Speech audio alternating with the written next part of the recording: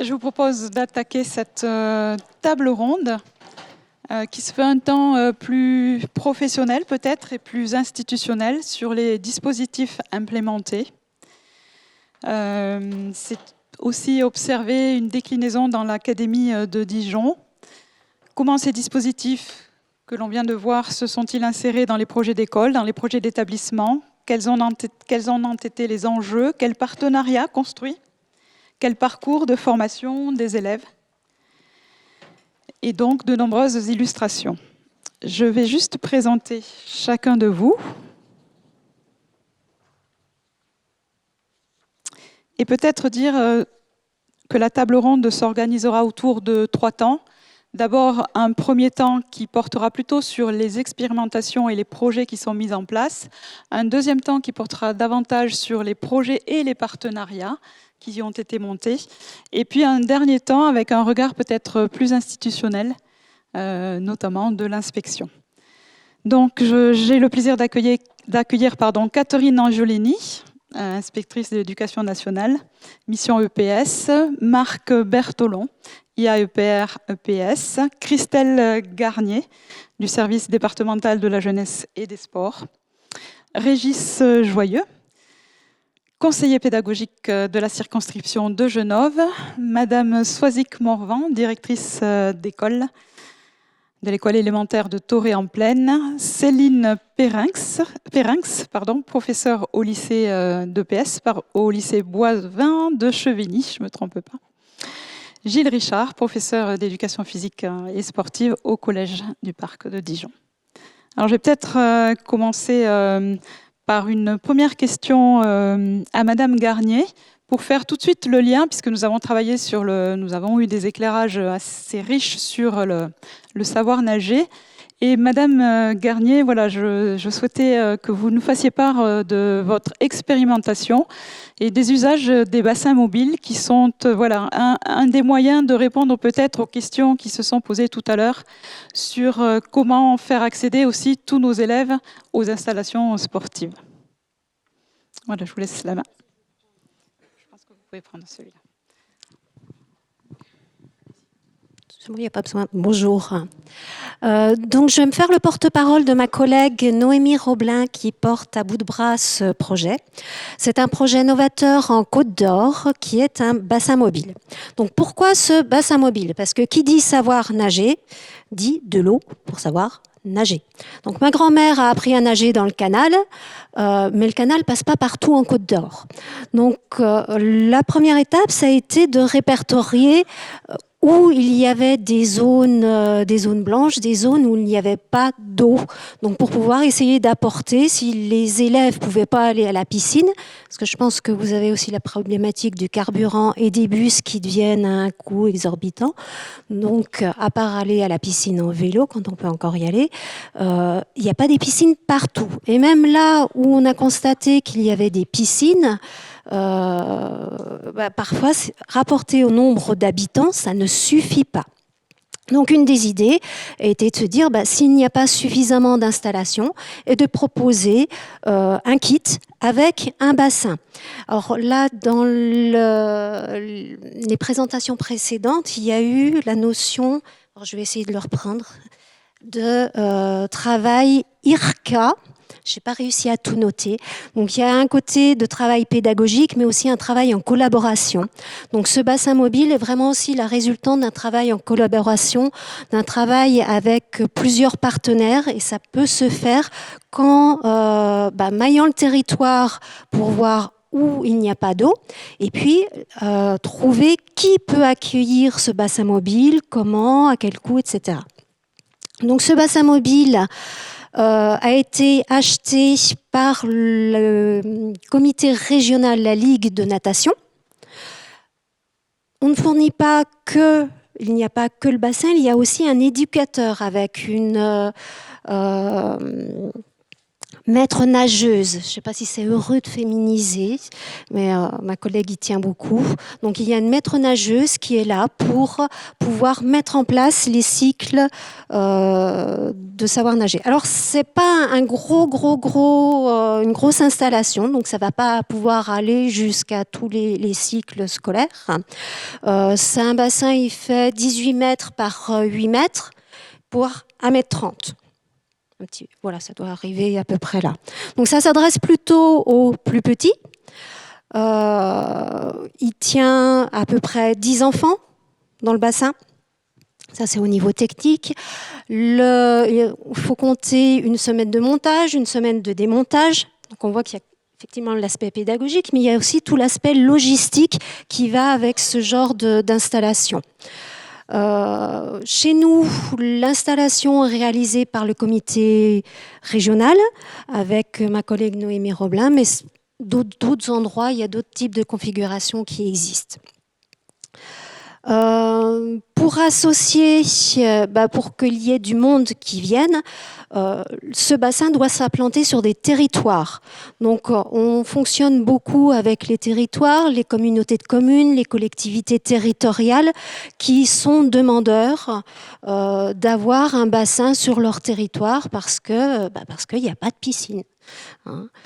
Ou alors des fois il y en a mais pas suffisamment, ou là bientôt va y avoir à Talent à la rentrée prochaine l'installation de ce bassin parce qu'il y a une logique derrière pédagogique, il y a un projet au niveau de la collectivité, notamment parce qu'on a des jeux et qu'ils veulent mettre en place des choses au niveau des activités aquatiques.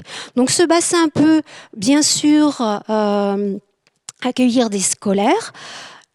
Bien sûr, les collectivités veulent y voir quand même une certaine rentabilité s'ils investissent dedans, donc ils vont aussi faire rentrer de l'extrascolaire ou du périscolaire. Pour tout ce qui va être, donc on a le comité régional olympique pour gérer tout ce qui va être ressources humaines sur la maître nageuse, une association d'employeurs qui est l'APSALC, Association Profession Sport Loisirs. Et bien sûr des comités de pilotage avec les IUN et les CPC pour dire voilà, sur ce territoire, quelles sont les écoles, quels sont les besoins.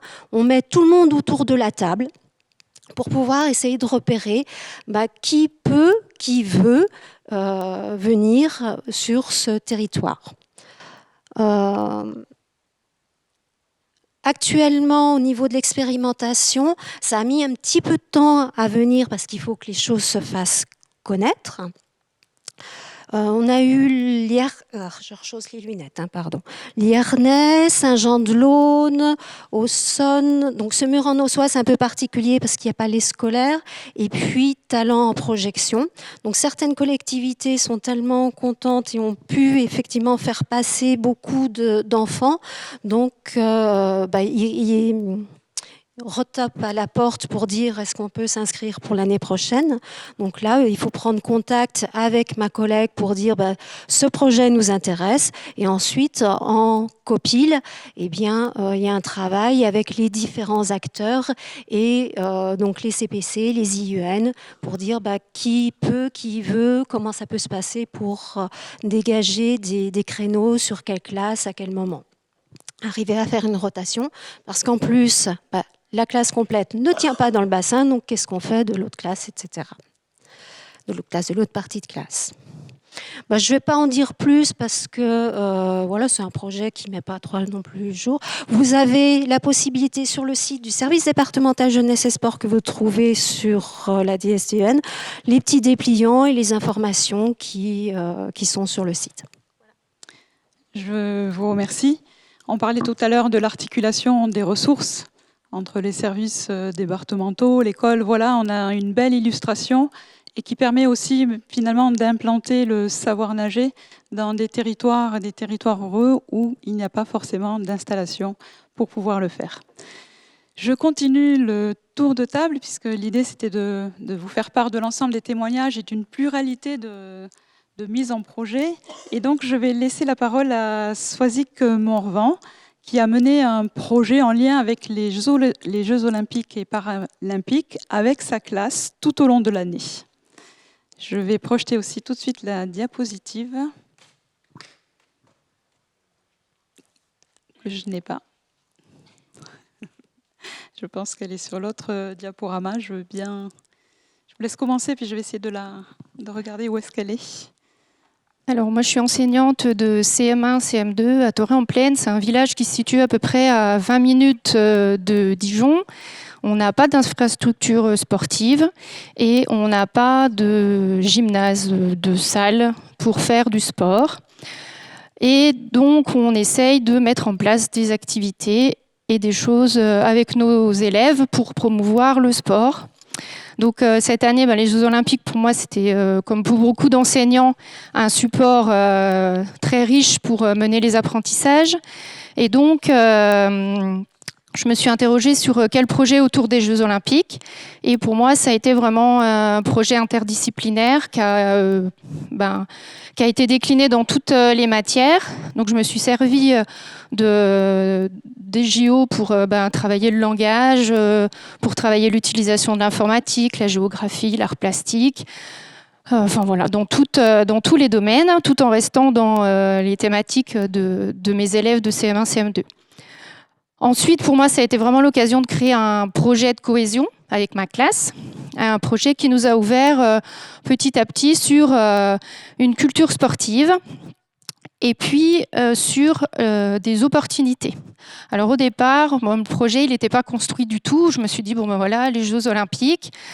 Et j'ai commencé à regarder un petit peu s'il existait des supports, des enseignants aussi qui menaient des projets.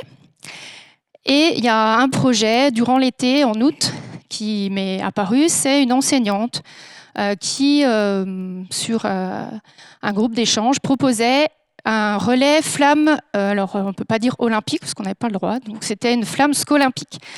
Donc l'idée c'était de faire partir un flambeau, un faux flambeau. Je veux bien qu'on passe à la deuxième. Voilà, donc ça c'est l'image que vous voyez en bas. En fait, on s'est organisé sur tout le mois d'août et le mois de septembre pour tous les enseignants qui étaient partants pour ce projet, de se mettre d'accord sur un parcours. Donc il y a eu deux parcours, un parcours qui est passé par l'Est et un parcours qui est passé par l'Ouest, où on a chacun reçu au fur et à mesure de l'année cette flamme. Donc, vous pouvez la voir sur la photo qui est là-haut. Elle est partie au mois d'octobre et elle arrivera jeudi à Paris. Donc elle est passée d'école en école. Nous, on l'a reçue au mois de février. Et donc, en fait, ça a été le départ du projet vraiment pour mettre les enfants acteurs et les motiver pour qu'est-ce que c'est que les Jeux Olympiques, quelle discipline, en disant que nous, on allait recevoir cette flamme et nous, on avait comme mission de l'emmener dans le village, pas très loin, à peu près à 4,5 km. Et dans ce projet, me suis dit que ce serait l'occasion aussi d'associer, donc nous on fait des liaisons CM2 6e, d'associer une classe de 6e de notre secteur, donc nous le collège de Longwy. Et donc il y a une des classe sport, au collège de Longwy il y a des sections sport, il y a 2 classes et donc il y a une des classes qui a fait le projet avec nous, donc eux ils sont venus en vélo depuis le collège de Longwy jusqu'à Torrey, ça fait à peu près 10 km. On s'est retrouvés et après, on est parti en bike and run. Donc, ça a permis aux enfants de découvrir cette nouvelle discipline où on pouvait allier le vélo et la course. Et par les chemins de champ, on s'est retrouvés à l'école de Rouvres pour leur passer ce flambeau. Et dans le projet, on s'était dit que ça serait bien de pouvoir aussi créer un peu plus de liens. Donc, on a l'école de Rouvres, ma classe et la classe de 6e a pris la danse des JO.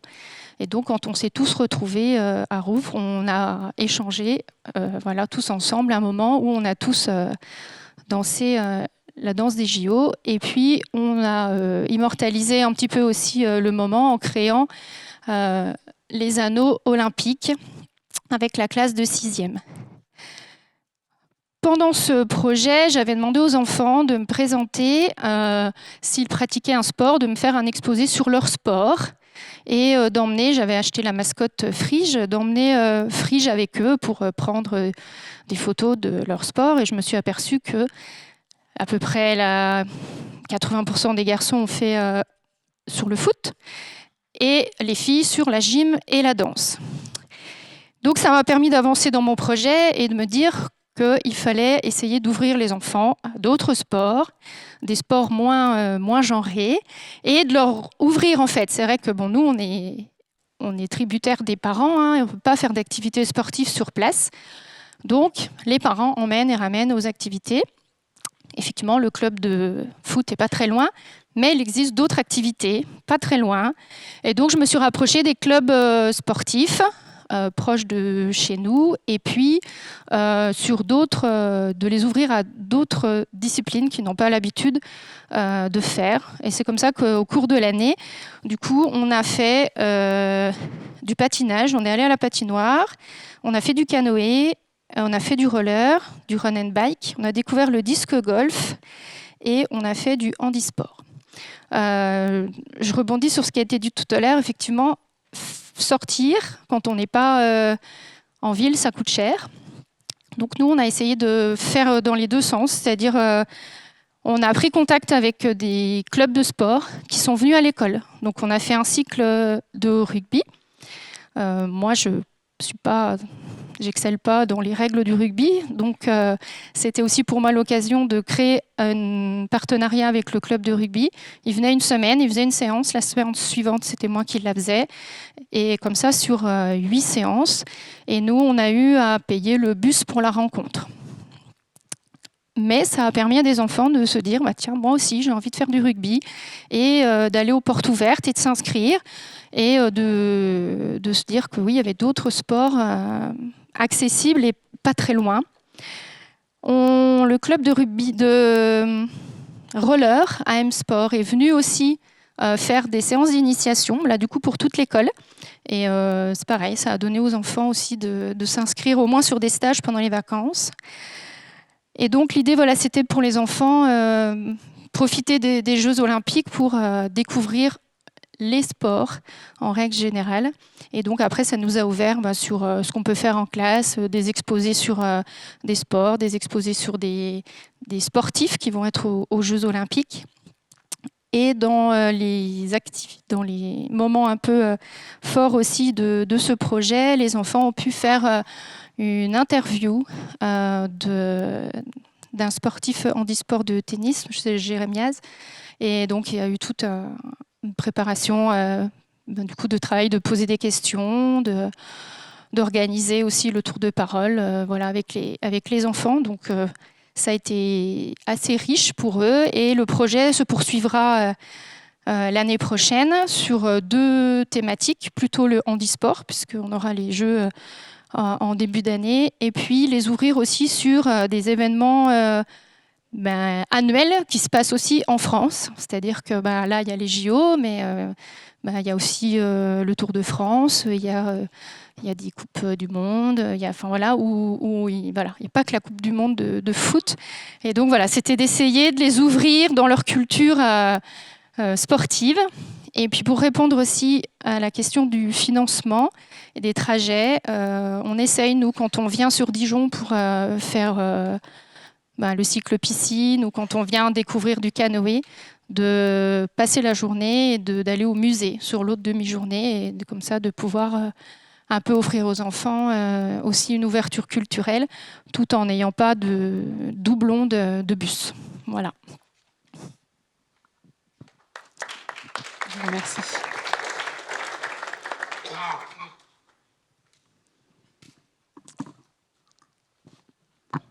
Je vous remercie pour cette présentation. On voit comment, à partir de la flamme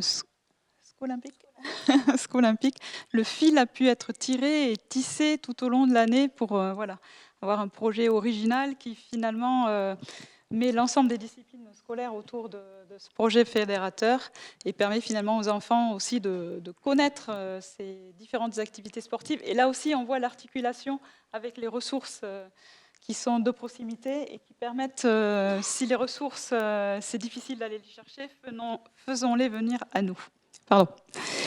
Je vais laisser maintenant, alors je continue sur la pluralité des témoignages, un autre témoignage maintenant sur plutôt la question des parcours de formation des élèves et le parcours de santé qui probablement intègre les savoirs rouler, le savoir nager ou l'APQ ou peut-être d'autres choses. Et donc je laisse la parole à Madame Angiolini. Catherine Angiolini, je suis inspectrice dans la circonscription de Montsélimine en Saône-et-Loire. J'ai la mission EPS départementale et académique pour le premier degré et j'ai aussi la mission APQ académique. Alors voilà, effectivement, il y a une histoire par rapport à la construction de ce parcours. En 2022, nous avons eu un séminaire académique qui portait sur l'éducation à un mode de vie actif et sécuritaire à l'école, en la présence du professeur Carré. Et donc ça a été un premier temps, c'était un séminaire de formateurs, un premier temps de réflexion et de prise en compte de tous les différents dispositifs, comment ils étaient mis en œuvre dans notre académie, pour ensuite voir ce qui était réalisable, peut-être des échanges entre départements. Bien sûr, ensuite, comme nationalement, nous avons mis en œuvre les dispositifs, tel le dispositif APQ, puisque, alors à l'origine, nous avons choisi au niveau académique de non pas être sur la construction, mais de donner une fiche prête qui portait sur les enchaînements, les gestes moteurs, le collectif avec le social, la danse aussi. Et c'était une fiche notre objectif était utilisable avec des élèves directement, pour que ce ne soit pas quelque chose qui soit en plus pour les enseignants, mais qui soit donné aux enseignants et qui soit utilisable. De même que nous avons aussi fait la promotion de certaines vidéos par rapport aux pauses actives. Donc, ces temps ont été développés dans les départements de l'académie. Bien sûr, il y a eu aussi le dispositif Génération 2024 avec voilà, la vue des Jeux Olympiques, la venue aussi de sportifs dans les écoles, que ce soit de sportifs valides et aussi dans le handisport.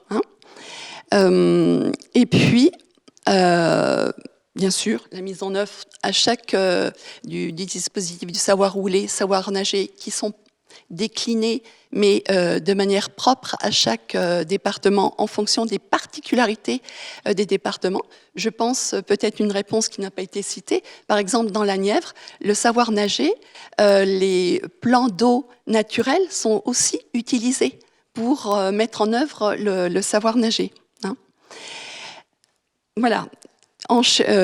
Ces années faisant, enfin ces 3 années faisant, nous avons abouti pour l'année prochaine à la construction d'une formation autour du parcours éducatif de santé, qui rentre dans l'axe du projet académique qui est d'intégrer la pratique physique au cœur des parcours de tous les élèves et de leurs apprentissages. Et donc, pour ce faire, au niveau des 4 départements, avec les conseillers départementaux EPS, nous avons construit une trame qui sera bien sûr déclinée en fonction des particularités de chaque département, portant sur le parcours de santé. On est parti du même constat que vous, qu'il y a une confusion, en tout cas, il y a un besoin d'éclaircissement entre qu'est-ce que l'EPS, qu'est-ce que l'APQ, parce que souvent, c'est quelque chose qui fait obstacle. L'APQ n'est pas de l'EPS, c'est pas un dispositif ministériel.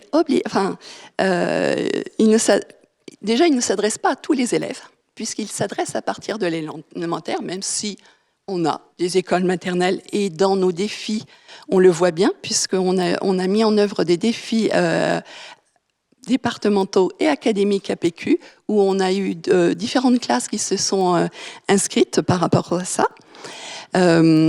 C'est quelque chose qui est bien sûr fractionnable, comme vous l'avez dit. L'EPS est inscrit dans les programmes, ce qui n'est pas le cas de... Enfin bref, voilà. On souhaite reposer le cadre pour que ce soit clair pour nos enseignants. Et puis, nous souhaitons aussi partir d'une définition de la santé. La santé comme étant un état de complet bien-être physique, mental et social, et qui ne consiste pas en une absence de maladie ou d'infirmité. Ça, c'est la définition de 1946, avec le concept qui est issu de la Charte d'Ottawa 1986, un concept positif mettant l'accent sur les ressources sociales, personnelles et sur les capacités physiques. Donc, partant de cette définition-là par rapport à l'activité physique, nous avons construit ce parcours pour mettre en œuvre, l'objectif, c'est vraiment un parcours pour prévenir, éduquer et protéger. Faire acquérir à chaque élève des connaissances, les compétences et la culture lui permettant de prendre en charge sa santé de façon autonome et responsable. C'est vraiment d'avoir dans le parcours scolaire de l'élève, de la maternelle, je suis que du premier degré, donc je vais m'arrêter au CM2, mais j'espère après, avoir tous les points qui jalonnent le parcours de l'élève du côté de l'activité physique. Qu'est-ce qui est mis en œuvre? Quelles connaissances? Quel projet particulier il a vécu en CM2? Quel autre projet il vivra en j'ai dit CM2, donc plus tard, enfin voilà, du CP, C1, chaque année de son cursus?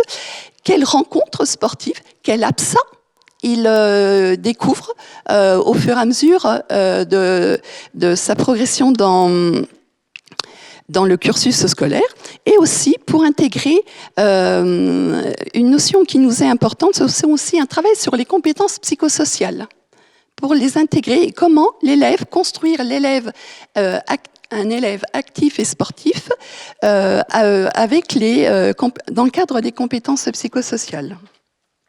Voilà. Toutes ces bases vont être déclinées parce que chaque département, même si nous avons construit une trame, chaque département a ses particularités, ses rapprochements par rapport à des travail de partenariat avec l'UCEP qu'on a cité, mais aussi certaines communes de grandes villes avec des ETAPS, ou alors avec des comités sportifs. Voilà. Et donc, on a construit une base qui sera déclinée dans chaque département au niveau de l'académie. Je vous remercie pour cette présentation et déclinaison du parcours santé. Et je vais donc proposer maintenant de glisser un petit peu plus vers le second degré, avec là aussi des mises en projet, des montages de projets. Et on va peut-être commencer par vous, Monsieur Richard, un projet interdisciplinaire autour d'activités physiques. Et je commence aussi par vous parce que c'est un projet interdegré, ça permet aussi de faire le lien du premier degré vers le second degré. Je vous laisse donc la parole. Moi, je vais rester assis, moi. Alors, bonjour. Il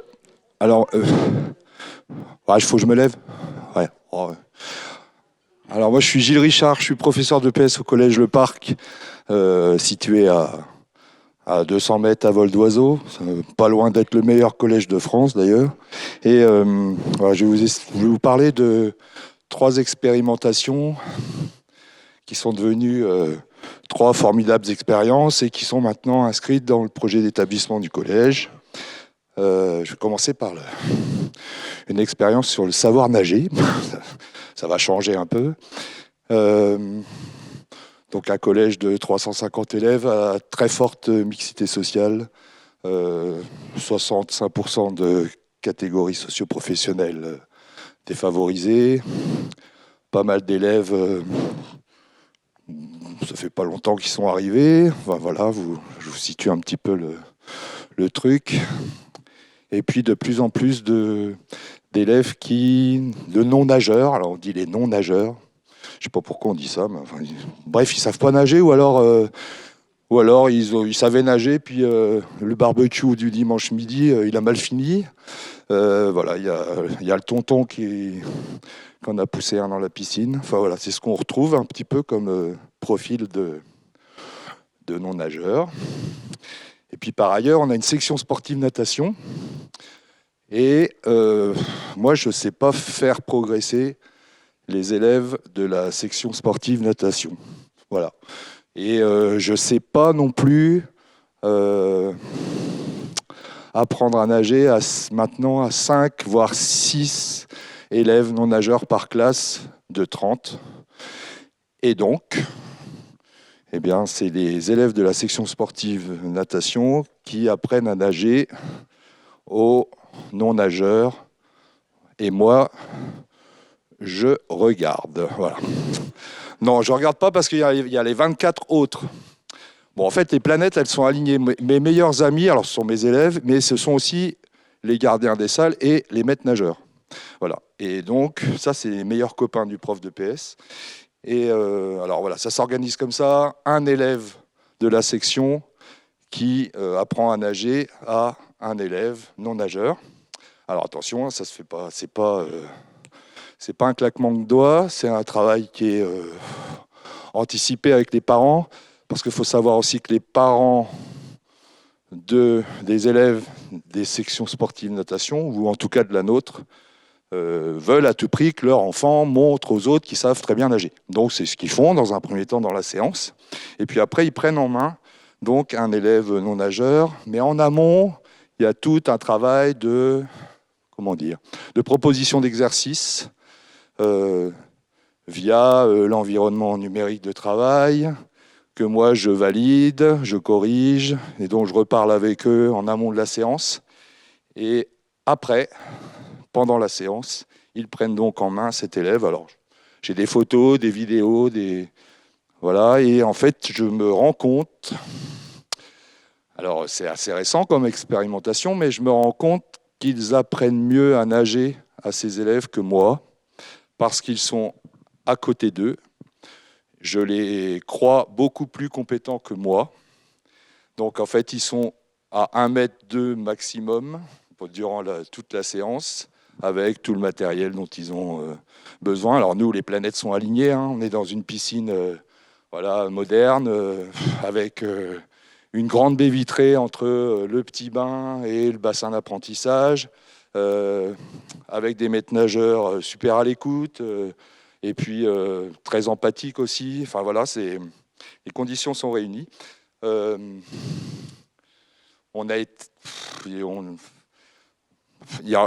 Ce travail aussi, il est en amont de tout ça, c'est que l'élève de section sportive qui va apprendre à nager à celui qui ne sait pas, en fait, il va le chercher chez lui, voilà, le matin, et ils vont ensemble à la piscine. Parce que les créneaux, on parlait des créneaux tout à l'heure, moi j'ai trouvé des créneaux de 8 à 9, ceux-là ils sont souvent libres, mais ça induit le fait que les gamins soient à 8h moins le quart à la piscine. Et alors, il se trouve qu'ils n'habitent pas loin, mais que ceux qui sont culturellement ou dont les parents ne veulent pas trop qu'ils apprennent à nager, finalement, il faut aller les chercher. Donc, c'est les élèves qui s'occupent d'eux, qui vont les chercher, etc. C'est toute une organisation. Alors, moi, je valide des compétences. Alors là, c'est pas forcément...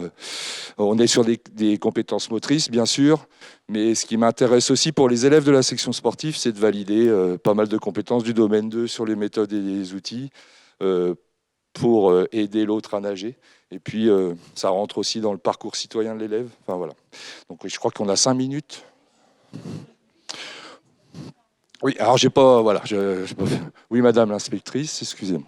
Alors, je vais vous parler d'une deuxième expérimentation, je sais plus, randonnée au quotidien, c'est-à-dire que à tour de rôle, les classes du collège marchent pendant 25 minutes le matin avant d'aller en cours. Donc, ça nécessite une arrivée des élèves à 7h30 et forcément des enseignants qui sont là aussi à 7h30. Et en fait, on marche dans le collège pendant 25 minutes en discutant, en se réveillant, en accélérant parfois, qu'il pleuve ou qu'il vente. Alors sur 2 à 3 fois par semaine pour chaque classe. Et pour les élèves, alors pour les élèves volontaires, alors ça m'embête, hein, mais pour l'instant on ne peut faire que comme ça, et où les parents aussi donnent leur accord. Ça a pour objectif effectivement de se réveiller physiquement, mentalement, et être prêt à, grâce aux sciences cognitives, et être prêt à assister à un cours de maths en étant réveillé. Voilà. Alors ça, c'était la deuxième.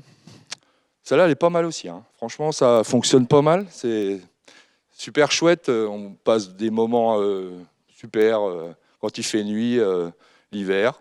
Voilà, c'est sympa. Et puis alors la troisième qui me tient. Voilà, moi j'ai fait un jardin potager nourricier qui s'appelle de la graine à l'assiette et qui concerne 80 élèves sur 300 et des brouettes, et qui est ouvert tous les midis et à chaque récréation. Alors c'est un espace où on bouge autrement, effectivement. Ça veut dire qu'on désherbe, on bêche, on ratisse, on crée des espaces de bien-être, on fait pousser des légumes qu'on déguste à la cantine, au restaurant scolaire, pardon. Mais on s'active, on discute, on rigole, on s'engueule parfois parce que y en a un qui a oublié de fermer la serre, et puis il y a eu un petit coup de gel, et puis les plans sont foutus. Voilà, on travaille autour aussi de la récupération de l'eau, et on fait un compost de tous les déchets de la cantine qu'on a bien du mal avec nos instances, je ne sais pas comment dire, à mettre dans le jardin, mais ça avance. Et en tout cas, il faut aller chercher la poubelle du compost à tour de rôle avec des élèves que j'appelle plus des éco-délégués, puisque moi, tous les élèves du collège sont des éco-délégués finalement. Et on fait pousser des légumes qu'on mange à la cantine, mais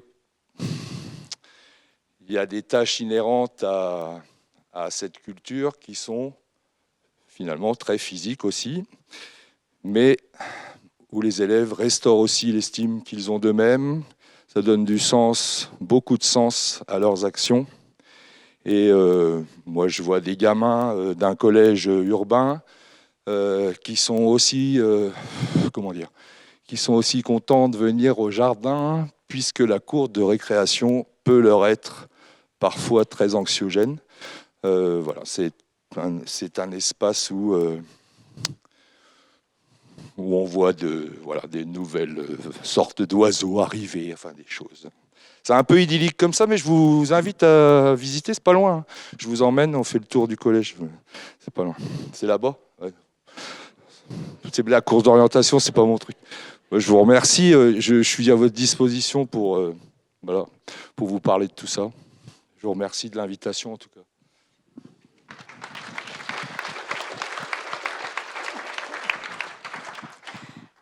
Très grand merci pour la présentation de ces 3 expérimentations. Et ça me fait poser la question en fait de la créativité, de l'originalité des projets qui sont montés. Et peut-être en formation, comment travailler la possibilité avec nos étudiants de les inviter à être originaux, à avoir des idées, à sortir peut-être un petit peu du cadre tel qu'il est, pour engager finalement nos élèves, parce que là, on a bien compris que tous les élèves sont dans l'engagement, que ce soit dans le savoir nager, où on est derrière avec un travail entre pairs, hein, c'est appuyé même scientifiquement. Et puis sur toutes les questions du jardinage, où c'est la mise en projet des élèves autour du jardinage qui fait que finalement ça prend. Et on a des élèves qui sont tous, finalement ça participe aussi de l'inclusion. Je vous remercie pour cette présentation. Je vais laisser la parole à Céline Perrinx. Alors là, on est sur un autre sujet. Hein. Je vous avais dit que c'était vraiment des sujets très, très, très diversifiés. On est plutôt sur le parcours des élèves, mais le parcours des élèves d'excellence, les parcours des élèves sportifs de haut niveau. Vous savez tous qu'il existe des classes qui auparavant s'appelaient des sections sport-études et qui maintenant ont peut-être un nom un petit peu différent. Mais l'école, c'est aussi accompagner certains élèves ou les élèves qui le souhaitent vers des parcours d'excellence. Et le parcours sportif est aussi un parcours d'excellence. Et donc, Madame Périnx va nous présenter ce qu'elle fait dans un établissement sur cette question-là. Donc, je suis professeure d'EPS au lycée Boivin de Chevigny-Saint-Sauveur, donc dans l'agglomération à quelques kilomètres d'ici. C'est un lycée qui est labellisé lycée sportif. Donc, ça veut bien dire qu'on accueille des jeunes sportifs de différents profils qui vont donc avoir des parcours de formation un petit peu particuliers. Alors, pour répondre à la thématique d'aujourd'hui, on a différents dispositifs que je vais vous présenter assez rapidement puisque Gilles a pris un petit peu de mon temps. Par contre, je l'en remercie puisque la section natation nous permet d'accueillir les sportifs de haut niveau qu'il a formés. Donc, merci Gilles. Pour en revenir aux différents dispositifs, on a un premier dispositif qui s'appelle l'option EPS, qui est un enseignement qui est donc réalisé par les professeurs d'EPS et qui va permettre 3 heures par semaine, en plus des 2 heures de l'EPS, de l'enseignement commun, de permettre d'avoir une EPS un petit peu différente, avec des temps de pratique, qui est à peu près de 2/3 sur l'ensemble de l'année, et puis 1/3 sur l'analyse réflexive et différents projets. Alors, je vous expliquerai un petit peu les différents projets. Et donc, on travaille sur l'analyse réflexive autour de 7 thèmes, dont la santé, l'environnement, l'égalité entre les hommes et les femmes. On a également l'entraînement et puis, par exemple, l'inclusion. Donc, nous, nos partenaires, ce sont des élèves qui sont recrutés sur les 2 collèges de secteur, c'est-à-dire le collège de Quetigny et le collège de Chevigny. Mais c'est également dérogatoire, mais sur une proportion relativement faible pour ces élèves. Ensuite, nos élèves donc, vont travailler en partenariat avec notamment le CREPS, puisqu'on a la chance d'être à vol d'oiseau très très proche du CREPS. On a également comme partenaire le CEP, le Centre d'expertise de la performance, qui est sur le campus universitaire, l'UFR STAPS bien sûr, puisque ce sont des parcours de l'élève qui vont être colorés grâce à cet enseignement optionnel qui va colorer le parcours de formation de nos jeunes. Donc, on a des jeunes qui vont peut-être partir sur des études post-bac en lien avec les STAPS, mais pas que. Ça peut être très bien avec le tourisme, sur d'autres BTS, par exemple. Voilà. Donc, ça va un peu colorer leur parcours de formation. Alors, comme autre partenaire, nous avons également un infirmier qui vient du CHU, qui est en addictologie. Donc là, ça nous permet de faire le lien avec la santé, les préventions et surtout les risques. Donc pour leur montrer que les dangers de l'addiction et du dopage pour certains de nos élèves. Mais d'autres intervenants, comme par exemple, on a le Formapi aussi qui vient aider la formation et les contenus pour amener les contenus de nos jeunes. Dans un deuxième temps, nous avons un dispositif qui, cette fois-ci, qui est un enseignement de spécialité, qui s'appelle EPPCS. Alors, pour ceux qui ont des enfants au lycée, vous devez connaître les enseignements de spécialité. Donc, éducation physique, pratique et culture sportive. Donc, à hauteur de 4 heures en première et 6 heures en terminale. Cet enseignement de spécialité qui est vraiment d'une richesse et qui permet aux élèves d'avoir un apport pour pratiquer l'EPS différemment. Donc, je crois que ça, c'est ce qui est vraiment une vraie plus-value pour nos jeunes, qui va leur permettre aussi d'analyser leur pratique, d'analyser la pratique des autres. Donc, c'est une deuxième compétence. Et puis, la troisième compétence est de communiquer. Donc là, on a, pareil, des apports qui vont leur permettre ensuite de se préparer pour le grand oral, s'ils gardent cet enseignement de spécialité EPPCS, l'année de terminale, pour cet oral à gros coefficients. Quoi dire d'autre? Sur le PPCS, donc, on est en partenariat avec les différentes structures et en fonction surtout des projets que nos jeunes vont mener. Donc cette année, par exemple, on a, en relation avec Génération 2024, nous avons mis en place un projet qui a accueilli 200 élèves du collège de Chevigny.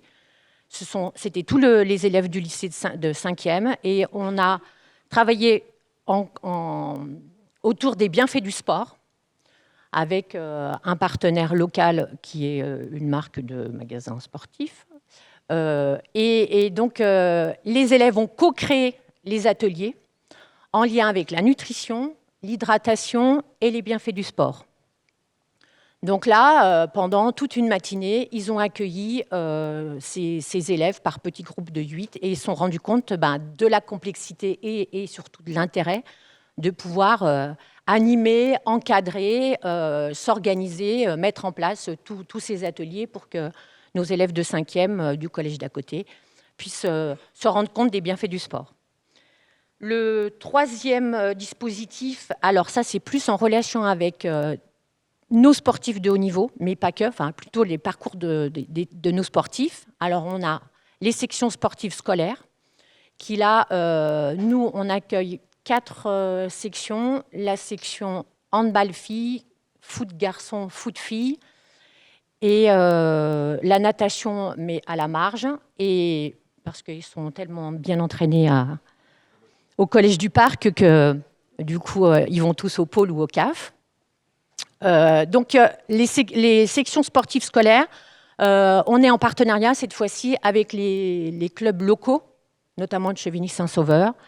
Et ils ont pour l'enjeu de ces sections et de ces aménagements sportifs, c'est surtout de permettre à nos élèves d'avoir un double cursus, un double projet scolaire et sportif qui va leur permettre de mener, on va dire, le plus sereinement possible leurs études tout en pratiquant un sport, enfin leur activité sportive, dans des quantités de plus en plus importantes.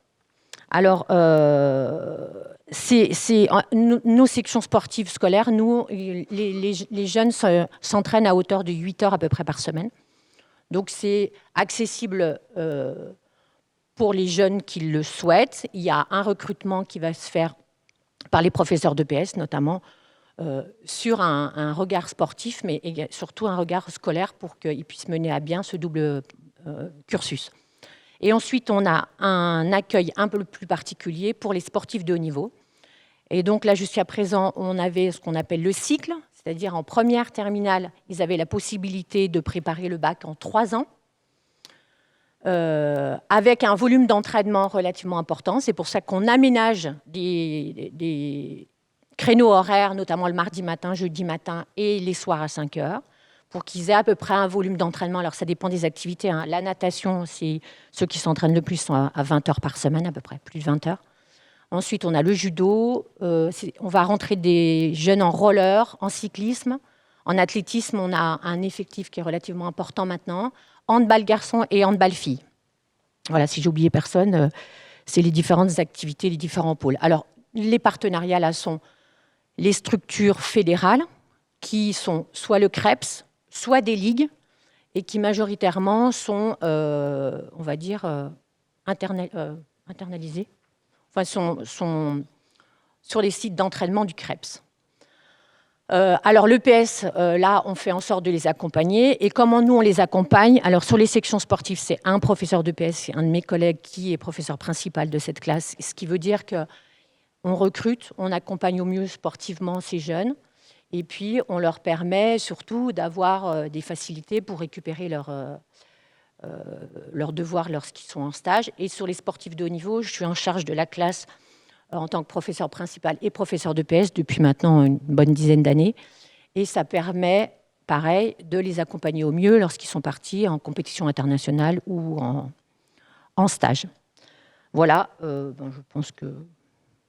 Et alors, là, si, petite spécificité pour la rentrée prochaine, c'est que les sportifs de haut niveau seront regroupés dans ce qu'on appelle des classes à sport-études. Donc, c'est la nouvelle appellation qu'on va avoir à la rentrée prochaine. Voilà.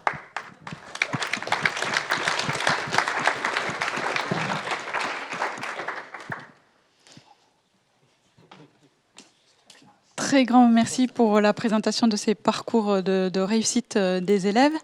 Alors, je vais laisser la parole maintenant Marc Berthelon sur la question des générations 2024. Ensuite, je vous propose d'être sur les questions de la salle. Et puis, je laisserai Monsieur Serfati reprendre l'ensemble et conclure cette journée.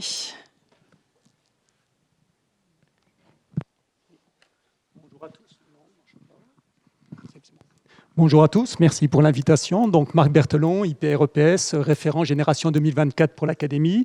Donc un grand merci à tous pour les interventions qui montrent déjà que en cette année olympique où la grande cause nationale est l'activité physique et sportive, l'Académie, ses enseignants, ses professeurs des écoles, les chefs d'établissement, dans toutes les disciplines, tout le monde n'a pas attendu 2024 pour se mettre en action et essayer d'offrir un maximum d'offres au niveau des élèves portant sur la pratique physique dans tous ces états. Donc dans l'Académie, effectivement, Génération 2024 a été le label Génération 2024 date de 2019. Et donc depuis 2019, l'Académie s'est emparée de ce label pour le déployer. Donc je remercie ma collègue Laetitia Jacot qui à l'époque avait pris ce dossier en main et a impulsé une grande dynamique académique. Et ce label Génération 2024 aboutit sur différents axes, notamment déjà la labellisation Génération 2024 des établissements. Cette labellisation, ce sont les établissements qui veulent porter cette valeur d'activité physique comme éducative et aussi autour des différents termes pour faire vivre les Jeux olympiques et paralympiques à leurs élèves de manière différente. Et actuellement, nous avons 170 établissements dans l'Académie qui sont labellisés, dont 170, dont 77 écoles. Et les autres établissements, sauf 2, étant du second degré, puisque nous avons également 2 établissements supérieurs de l'enseignement et de la recherche. Pour ce pilotage et cette impulsion académique, nous avons été aidés par nos conseillers pédagogiques départementaux EPS, par département donc, et nos conseillers techniques EPS, qui se sont fait le relais systématiquement des établissements dans leur département pour un relais au niveau académique. Donc ce pilotage a permis d'aller au plus près des établissements et de déployer massivement cette labellisation. Au niveau de l'impulsion, toujours cette thématique des Jeux olympiques, nous avons eu la classe Alice Mia Pierre de Coubertin, qui a été créée en 2019. La classe Alice Mia Pierre de Coubertin est un dispositif spécifiquement second degré, puisqu'en 2019, l'objectif était de faire une classe académique composée d'élèves de 5e en 2019. Donc pourquoi des élèves de 5e ? Parce que ça veut dire que cette année, ils ont, selon le parcours de formation qu'ils ont eu, mais sur un niveau terminal.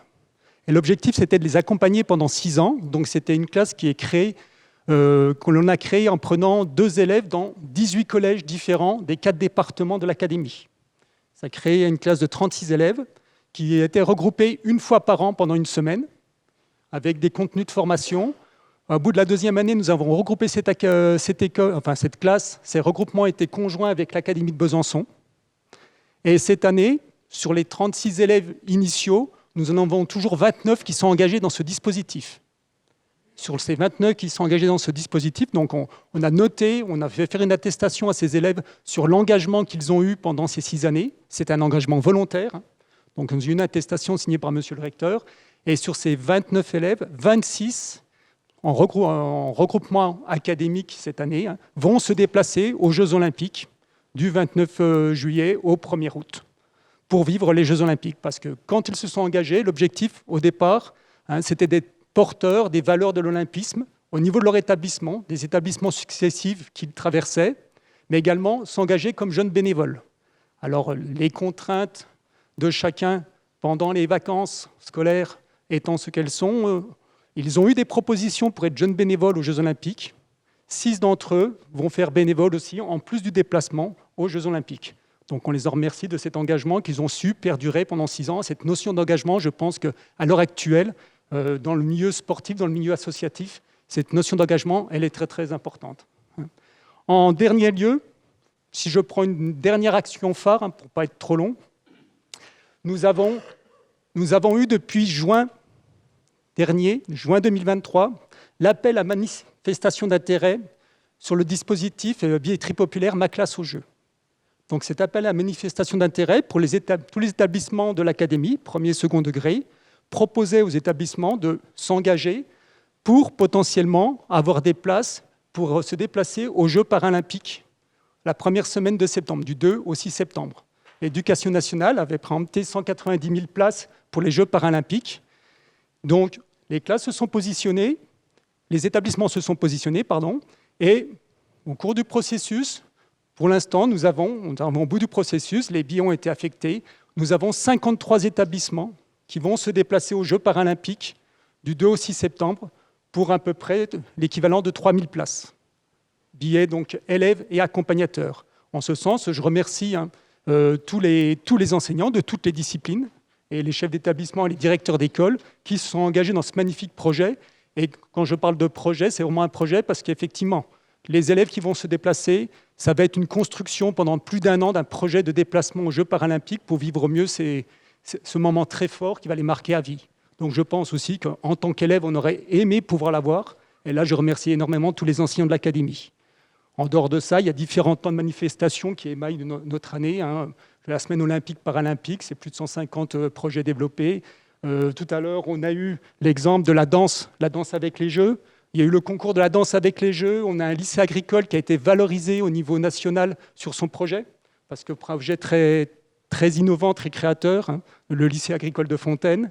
Donc, on a la journée olympique aussi, le 23 juin qui est passé. Le seul dispositif que l'on ne peut pas mobiliser cette année, nous, c'est le relais de la flamme. Le relais de la flamme, parce que même s'il y a eu des manifestations sur des relais de la flamme et des écoles ont bien fait de s'en emparer de manière un peu détournée, le relais de la flamme, la flamme passe dans l'académie, dans Lyon, le 11 juillet et en Côte d'Or, le 12 juillet. Donc, pour raison de vacances scolaires, c'était difficile de mobiliser ce dispositif. Voilà. Je vous remercie. Voilà, mais écoutez, je propose de terminer la table ronde et la journée avec Jean-Marc Serfati.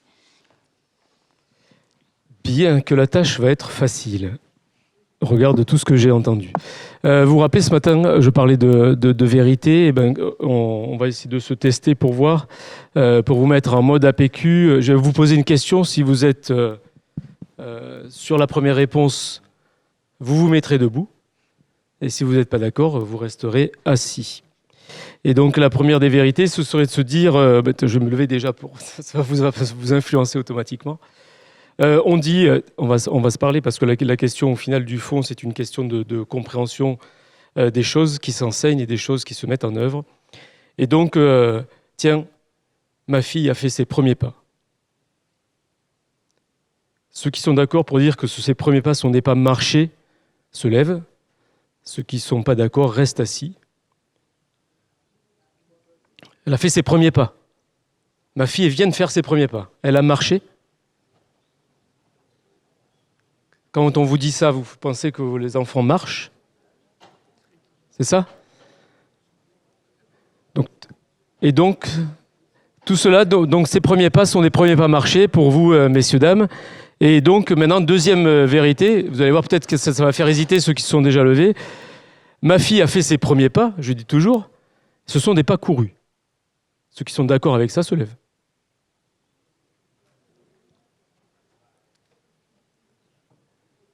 Voilà.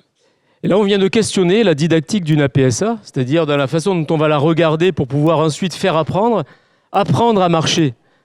Voilà. Si on regarde ce qu'est la définition de la course, et la course même à plus haut niveau, ça va être d'avoir un déséquilibre avant le plus important possible pour que les jambes se mettent à courir dans un mode de fréquence le plus important possible pour rattraper la position d'équilibre. Et une fois qu'on a rattrapé la position d'équilibre, on va essayer de conserver la vitesse. C'est la définition du sprint. Donc que se passe-t-il chez un enfant qui marche au début? Il est déséquilibré en avant comme un coureur de sprint de haut niveau. Et ces petits pas vont être des premiers pas courus pour essayer de rattraper l'équilibre. Et vous allez y apprendre à marcher en maîtrisant la vitesse de ces petits pas pour retrouver un équilibre et pouvoir se déplacer sans tomber. Parce que le problème de la course, c'est quand on ne la maîtrise pas, c'est comme en voiture, quand on va trop vite, on finit dans le décor. Donc vous voyez bien que les allants de soi, ils sont aussi, comme je le disais ce matin, sur la question de la vérité sur le sport. C'est quoi le sport au final? Ils sont se poser les mêmes questions. Et tout l'enjeu des Jeux, je dirais, était dans cette problématique-là. C'est-à-dire que quand on parlait de sport, on ne savait pas si on parlait d'EPS, de sport fédéré, d'activité physique qui répond à un objectif de santé, d'activité physique qui répond à un objectif d'entretien, d'activité physique qui engage, qui sert de la promotion. On l'a entendu dans tous les projets que vous évoquiez. Et en effet, donc, et puis derrière, Les loisirs sportifs, moi je fais de l'activité physique tout simplement pour me sentir bien dans ma peau, et puis je vais dans le bois de Boulogne tous les matins et je fais ma marche, ça s'appelle randonnée. Moi je vais courir un peu sur 10 mètres ou 20 mètres, j'ai l'impression d'avoir fait du sport, j'ai couru plus que je n'ai marché hier, donc je me sens sportif ce matin. Vous voyez, donc toutes ces dimensions-là sont véritablement liées à quelque chose qui est essentiel, bizarrement et redondant dans toutes les pratiques sportives ou physiques, qui convoque le physique, c'est le ressenti. Et le ressenti n'a que la vérité de celui qui le pratique. C'est donc bien la question du ressenti qui va me définir si je suis dans un état de confiance ou dans un état potentiellement de sentiment d'insécurité. On parlait des questions de sécurité, vous parliez tout à l'heure de parcours éducatif en santé et en sécurité. Mais voilà, donc tous ces sentiments-là sont liés au ressenti. Et donc, au final, nous les adultes, quand on est en charge d'enfants, c'est nous qui allons plutôt travailler sur le contexte et sur l'environnement pour faire en sorte que ce que nous allons proposer procure des choses essentielles. Qu'il s'agisse de l'enseignement de l'EPS ou d'une activité physique que j'organise dans un contexte pour lutter contre des déviances, contre des violences, etc. Dans tous les cas, la recherche, elle est toujours ciblée. Elle est prioritairement le plaisir, à chaque fois. Sans le plaisir, il n'y a aucune chance de faire réussir un projet et de faire en sorte que les jeux aient un héritage du point de vue sportif. La notion de plaisir doit être associée immédiatement. Et pour autant, hier encore, moi je travaillais avec un recteur qui s'appelait William Marois, qui m'a reçu en me disant « Monsieur Arfati, vous savez, no sport. Winston Churchill et moi, on est pareil. Donc no sport. Vous ne me faites jamais faire une sortie où je dois pratiquer. Mais pourquoi cela, monsieur le recteur ? Parce que moi, j'ai passé mon EPS à faire pas y faire pour savoir si j'étais dans l'équipe. Et au final, j'étais jamais dans l'équipe, j'étais le dernier choisi parce que j'étais maladroit et je ne savais pas lancer et rattraper un ballon. Donc vous voyez bien que c'était encore une fois la condition dans laquelle ça a dû se passer sa première expérience, qui a inhibé un recteur à faire du sport, et il a quitté l'Académie de Créteil en ayant fait une démonstration de tennis de table, mais ça on ne le dira pas.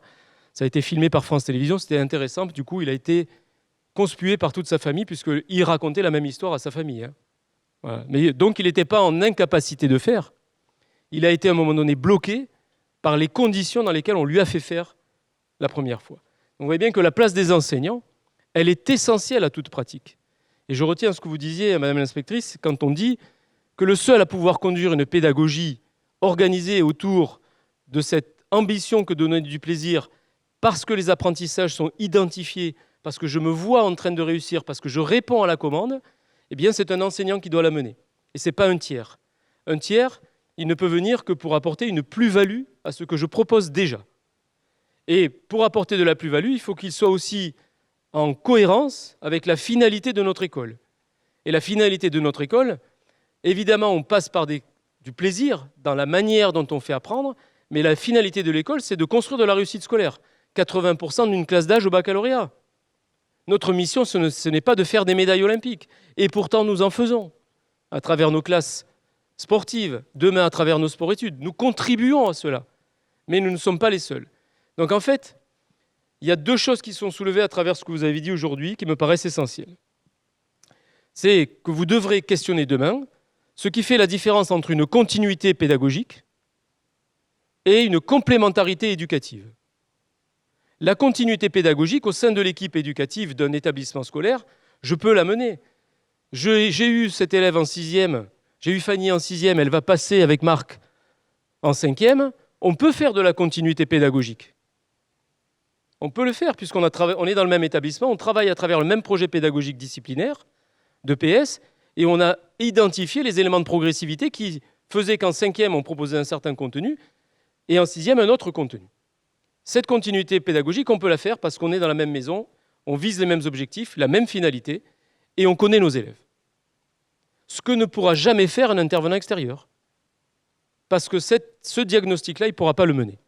C'est donc nous qui devons lui fournir le diagnostic pour l'intégrer dans notre projet et lui demander quelle est sa plus-value.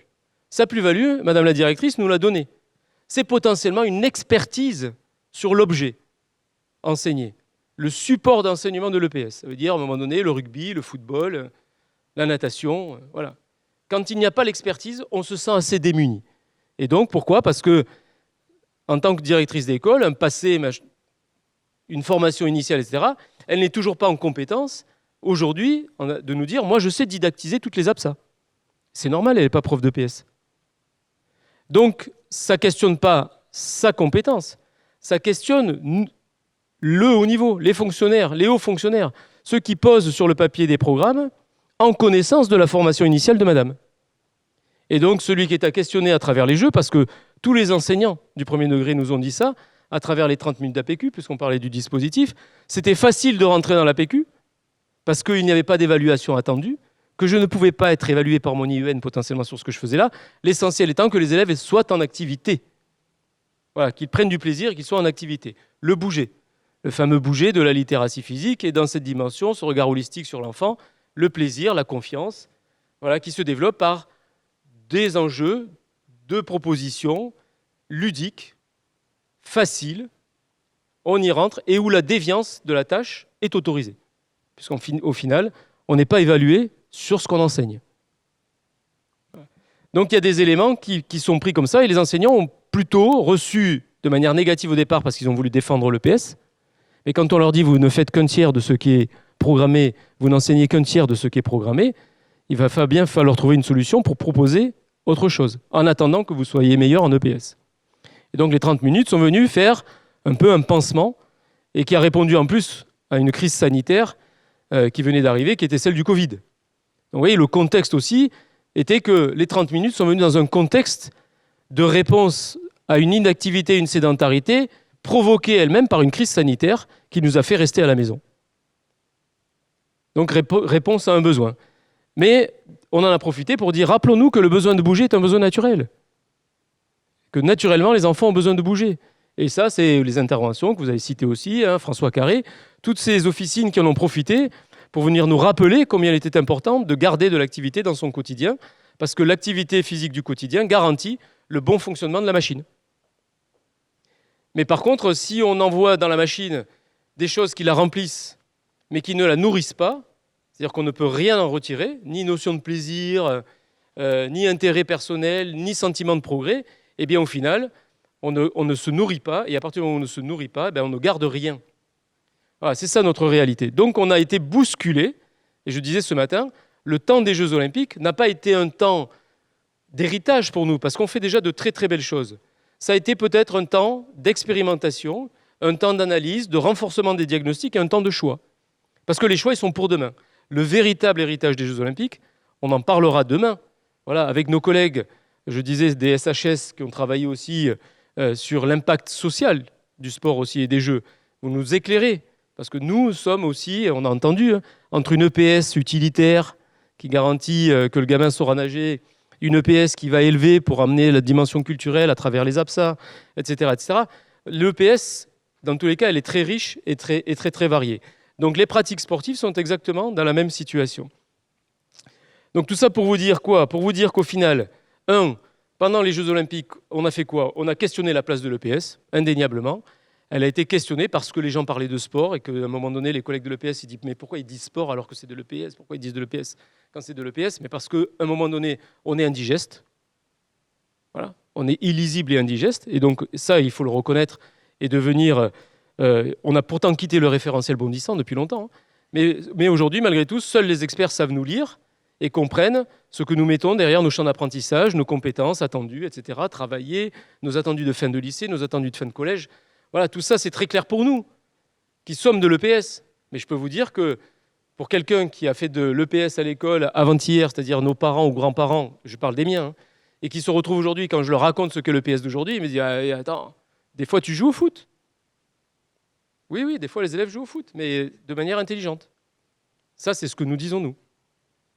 Voilà, donc il faut accepter de se regarder dans le miroir et aller questionner cela. Et notre EPS, je peux vous le dire, parce que là aussi, en tant que président de l'agrégation externe, voilà, je suis bousculé par des chercheurs, je travaille avec eux au quotidien, et du coup, on se pose ces questions-là. C'est comment de rester à un aussi haut niveau de recherche et de réflexion, en didactique et en pédagogie, tout en devenant lisible, accessible, qu'on nous comprenne. Voilà, ça, c'est peut-être les enjeux des Jeux, et ce sera peut-être l'enjeu de l'EPS de demain. La deuxième question, c'était sur les partenariats, le deuxième point que je voulais retenir. Les partenariats, oui, à la condition qu'ils enrichissent l'EPS. Non, s'ils ne servent à rien. S'ils ne produisent pas de la réussite scolaire, je suis désolé, l'école, c'est pas un fourre-tout. Parce que plus on en met, et moins on a le temps d'en faire. Et là, on a nos collègues qui nous disent « Attendez, j'ai déjà des maths en plus, de du français en plus, si en plus il faut que je fasse des 30 minutes et du ceci et du cela, on met où tout ce qu'on a bossé sur les rythmes de l'enfant, la chronobiologie, le temps des apprentissages, la disponibilité pour les apprentissages, la concentration. C'est bien beau de faire de la compétence psychosociale, mais le cerveau, à un moment donné, il a ses limites, ses propres limites. Ce qu'il peut absorber, à un moment donné, ce qui le sature et qui fait disjoncter quelque part les enfants. Donc les équilibres de vie et les équilibres des apprentissages sont aussi importants à pouvoir mener. Donc les intervenants, oui, mais pas tout le temps, et à la condition qu'ils enrichissent le parcours. Et enfin, peut-être le dernier enjeu sur les Jeux, ça a été de donner une place aux sportifs dans l'école.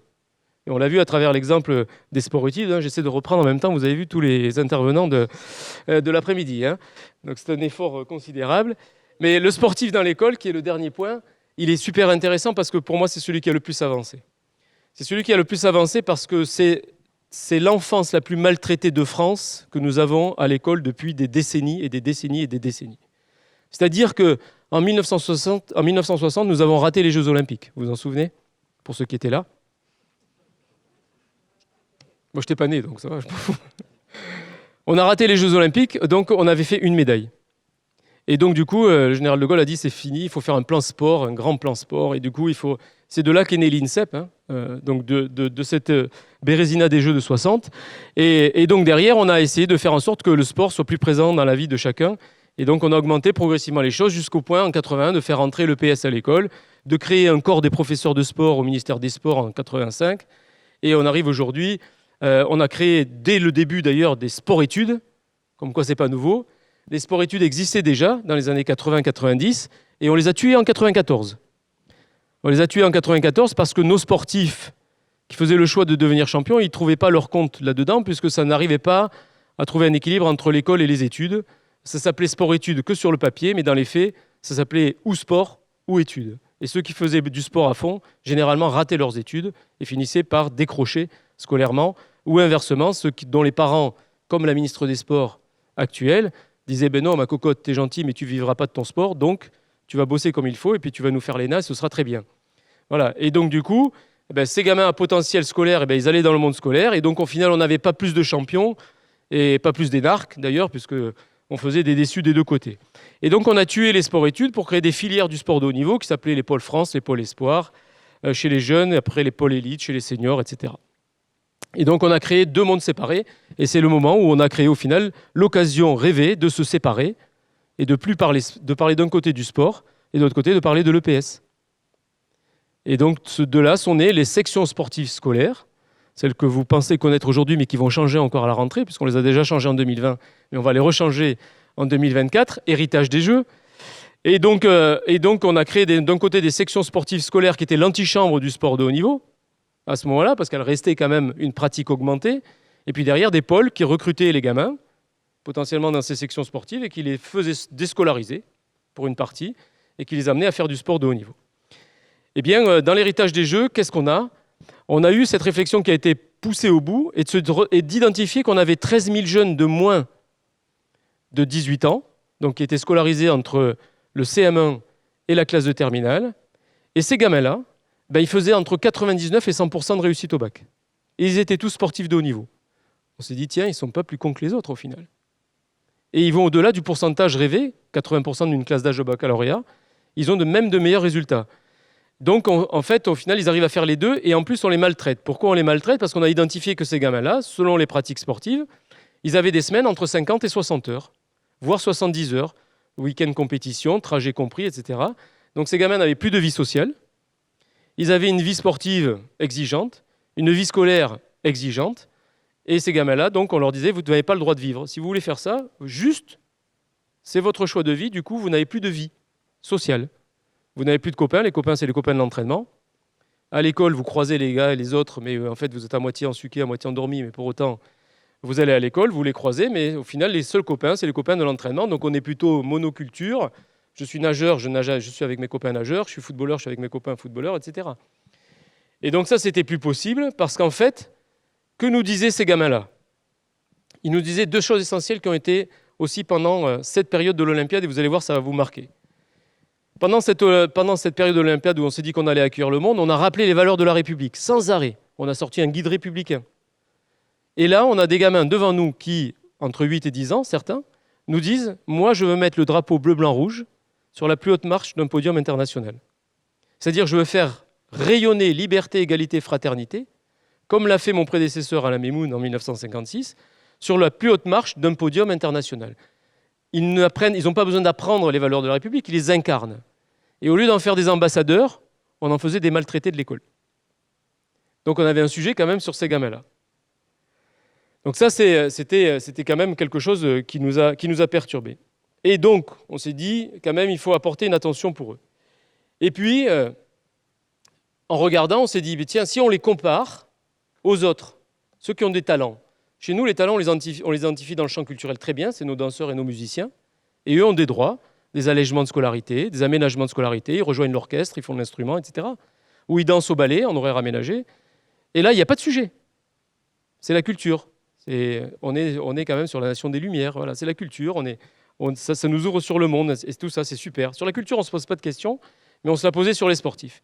Et donc là, on a eu une ministre un peu plus engagée que les autres, peut-être. Et pourtant, on en a eu plutôt des pas mal avant. Eh bien, elle a dit, c'est très simple, si on veut changer les choses, il faut le mettre dans la loi. Et le 2 mars 2022, l'article 19 de la loi du 2 mars 2022, démocratiser le sport en France, écrit noir sur blanc que les jeunes talents, aujourd'hui en France, des enfants identifiés avec un talent sportif particulier, qui ont une ambition de vivre des choses à l'international, donc qui vont nous représenter quelque part, eh bien, ont le droit à des aménagements de scolarité. Et donc, on a modifié 2 articles du Code de l'éducation. En 4 ans, ça fait 15 ans qu'on le demande. En 4 ans, on a réussi à faire une loi, modifier 2 articles du Code de l'éducation et sortir une circulaire, donc apparaître, et je conclurai là-dessus, à la rentrée.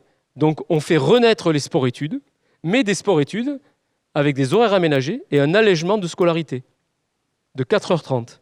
Et un aménagement de l'EPS pour considérer aussi la validation d'acquis de l'expérience de ces gamins qui, à la fois, nous représentent et puis ont des volumes et des charges d'entraînement qui sont bien supérieures aux 2 heures d'EPS au lycée. Donc, on va essayer de les reconnaître par un texte additif, à la fois sur l'aménagement de l'enseignement de l'EPS et sur l'évaluation qui considérera la plus-value. Donc, vous voyez que quand même, si on parlait des enjeux des Jeux, on en avait beaucoup, mais en fait, on n'en avait pas. Parce qu'en fait, on revivait quelque chose qu'on avait vécu il y a 100 ans. On n'est plus du tout dans le même contexte. Donc, en fait, on a écrit 184 mesures pour changer la France, mais réellement 2 objectifs. Faire de la France une nation sportive. On a essayé d'y contribuer de bonne ou de mauvaise manière, mais dans tous les cas, on était dans une expérimentation et on fera nos choix après. Et ensuite, faire de la France une France qui gagne, et on a pris des décisions importantes pour ces jeunes. Mais elle gagnera en 2032. Voilà, donc on n'attend pas de résultats trop forts sur 2024. On a essayé de contribuer, mais je le dis à l'avance, parce que des fois, après, vous allez me dire, il a dit que des conneries, cet inspecteur général. Voilà. Donc tout ça pour vous dire au final que tout ce qu'on a entendu là, c'est hyper intéressant, mais il faut le laisser à la place de là où nous étions aujourd'hui, c'est-à-dire d'être à la fois un mélange d'expertise qui avons reçu des témoignages et sur lesquels nous devrons apporter demain des réponses beaucoup plus ciblées, plus fines, et ne conserver que ce qui va nourrir les élèves. Voilà, pas ce qui va les remplir. Voilà, pour leur permettre de digérer ce que nous allons leur proposer, et surtout qu'il en ressorte du plaisir, de l'envie de se construire un mode de vie actif et solidaire grâce à l'école de la République. Voilà, merci à vous.